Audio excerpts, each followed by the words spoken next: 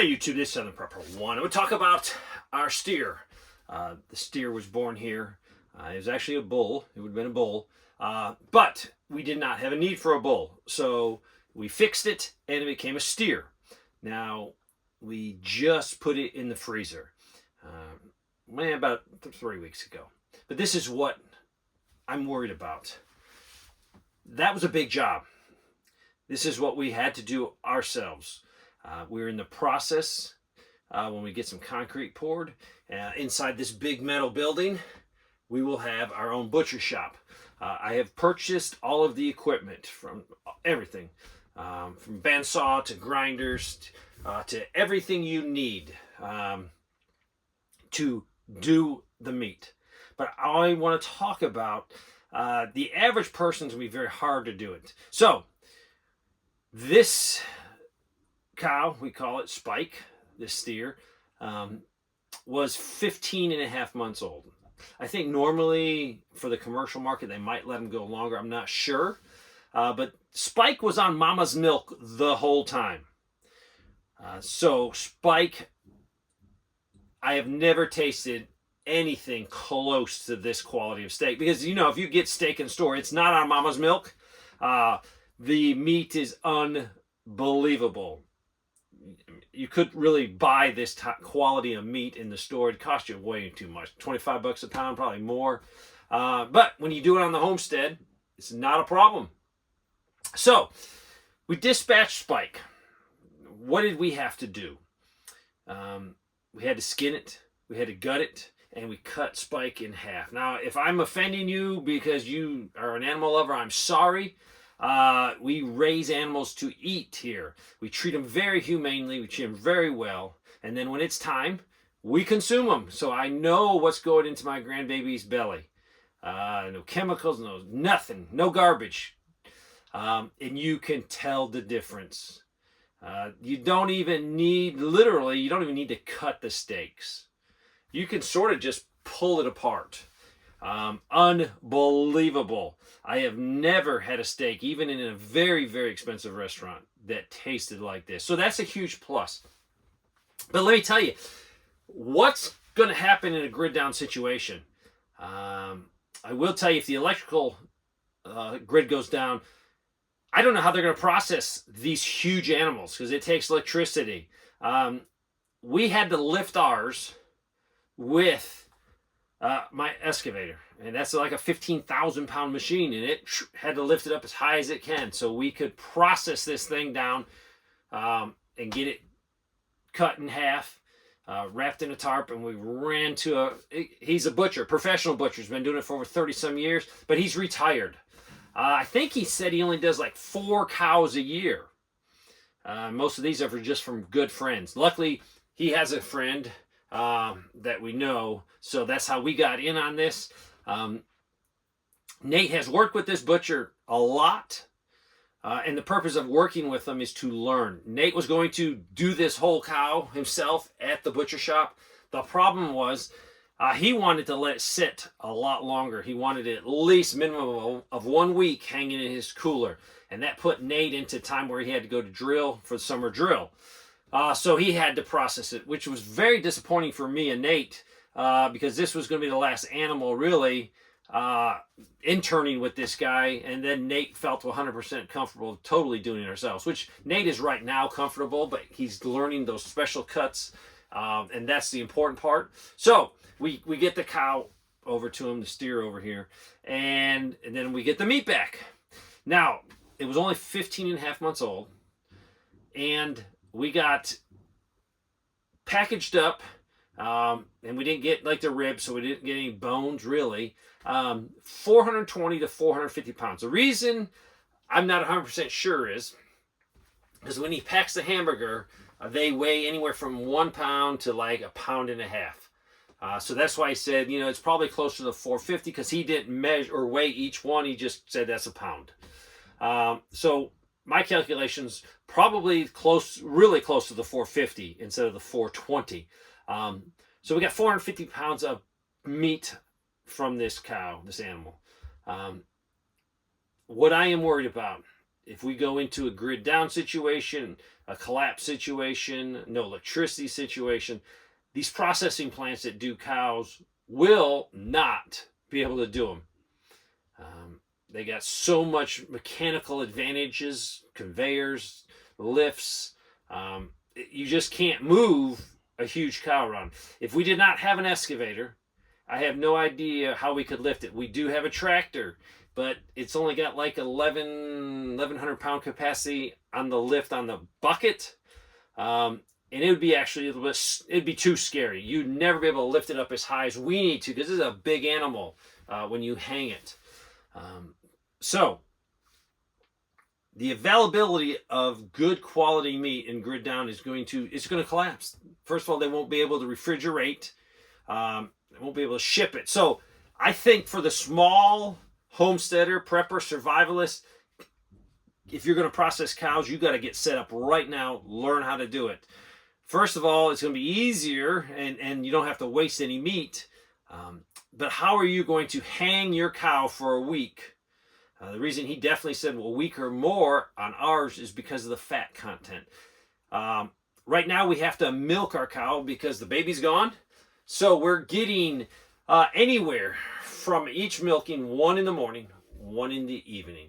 We get anywhere from 1.25 gallons for sure, up to 1 7/8. And that really is fluctuating. On average, we're probably getting a good 3 gallons of milk a day. So even having 3 gallons of milk a day in a grid down situation, if you don't have the solar capabilities, how are you going to process this down? Now, I know they did it in the old days. A lot of them had spring houses where the water was very cold. This is the time now to start thinking of that. You might have goats.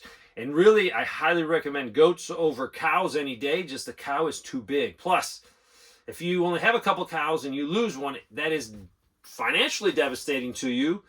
Plus, your herd is just decimated, or that meat that you were going to put in the freezer. So, definitely goats are definitely probably better. Plus, a goat, you can easily, with a couple guys and a block and tackle, hoist that thing up in a tree, hoist it up so you can process it down. There would probably been no way, there was no way, without a mechanical advantage of either a big tractor or an excavator, there's no way me and Nate could process that cow down. Now, maybe we could do it on the ground, but first, that's not the safest way, the most hygienic way, for sure. Having that thing hang is what you want, and ease of doing it. It did not take us long to do our part. From start to finish to driving was way less than 2 hours. We did let the boys help us. The boys were not there when we dispatched the animal. We just didn't want them there. But after we dispatched the animal and we hoisted that thing up, the boys came out. They assisted us. They learned how to skin. They learned how to gut. Now, they've done a lot of smaller animals, but this is a huge, huge animal. The boys have grown up around it, so they're not going to be emotionally attached to this animal. They knew from day one when that baby came out, hey, we're either getting rid of it, selling it, or we're going to eat it. And I am so glad we made the decision to eat it because of the quality of meat. And that's just because Mama had massive amounts of good milk to give that baby. The amount of fat on that cow was unbelievable. That steer was unbelievable. And that's a good thing. When we cook up the hamburger meat, we have, if you buy cheap store meat, you got to drain the grease off of it. We had to drain no grease off of it. The quality of the hamburger meat, it's just phenomenal. So I urge you, maybe you can raise your own, or maybe you can buy a quarter of a cow. But your quarter of a cow is not going to be like my quarter of a cow, because your cow is not going to get Mama's milk the whole time. So if you can raise them yourself, you have that huge advantage of meat beyond you're gonna, if you've never eaten it that has been a Mama's milk the whole time, you just have no idea the quality, what you can get out of it. Plus today's cows, they're probably fed things that they're not supposed to be fed. So prepare now in your head. We could go into a war situation. We could go into any type of situation where you're not going to be able to get quality meat. Now, you can definitely buy canned products, and we have lots of canned meat here. Lots of canned meat. But I definitely prefer fresh. Um, we have a lot of meat in the freezer. And how we do it, I have 5 8.7 cubic feet freezers. 5 of them. 8.7 cubic. Right now, 4 are slam full. And the reason I have 5 is, first, I want an extra one. And really, it won't be an extra one because we have to put another pig in the freezer. But I like to have an extra one because if one of those other ones go down, I don't have to run to the store, be it Lowe's, Home Depot, and try to find a freezer. Run back and get it plugged in, get it cooled down. I can simply plug that thing in, get it cooling, and throw the meat from the broken refrigerator or freezer into it. So that's why I like to have an extra one. The reason I go with small, I run 2 out of the 4 right now are being run off of complete solar power. The sun powers them.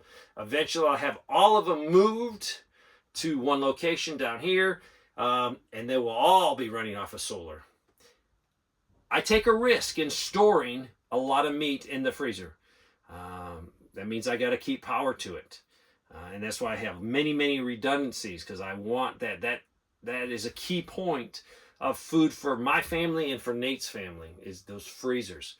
I like 8.7 because if you have this huge freezer and you start going way down, then it's not as efficient. You have dead airspace in there. You're going to have to put water bottles in there. The fuller that freezer, the more efficient it's going to run. And if you do have a power outage, that thing is going to stay colder longer. I will want to tell you that a lot of freezers, if they're a chest freezer, and I recommend a chest freezer.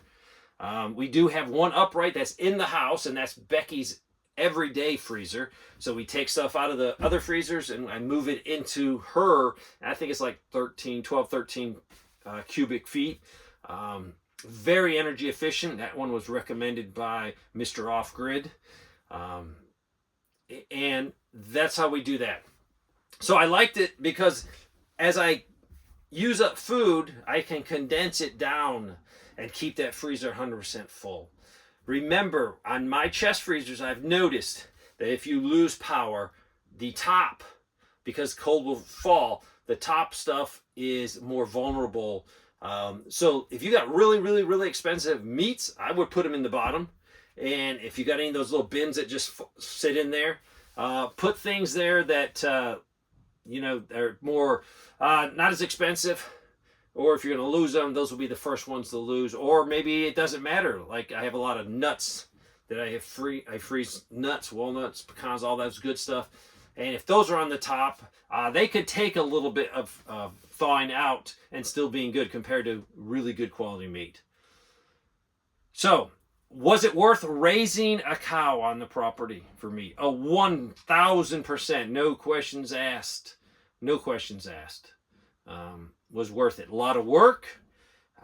Financially, yes, you got to buy feed. You got to do a lot of work for it. But to me, the quality of the meat that goes into my grandchildren's mouth is well worth it. So, goats are going to be easier in a grid down. Start thinking about, can I process animals? My processing thing is going to be available. So in a grid down situation, people around me do not have to send their meat. Like normally they send it to different small processing plants around here.